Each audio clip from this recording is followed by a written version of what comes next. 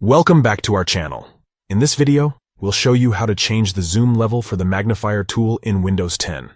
The Magnifier tool is a fantastic accessibility feature that allows you to zoom in on your screen for better visibility. Let's dive right in step 1. To access the Magnifier settings, click on the Start button located at the bottom left corner of your screen. Then, click on Settings. This will open up the Settings menu.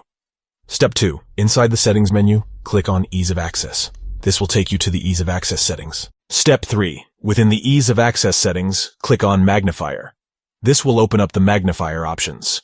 Step 4. Under the Change Zoom Levels section, you will find two buttons, a plus button and a minus button. Step 5.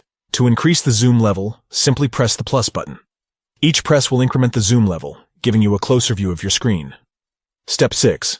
Conversely, to decrease the zoom level, press the minus button. Each press will decrement the zoom level, allowing you to zoom out and see more of your screen.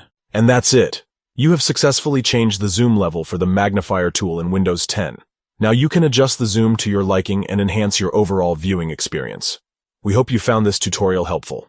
If you have any questions or suggestions for future videos, please let us know in the comments below.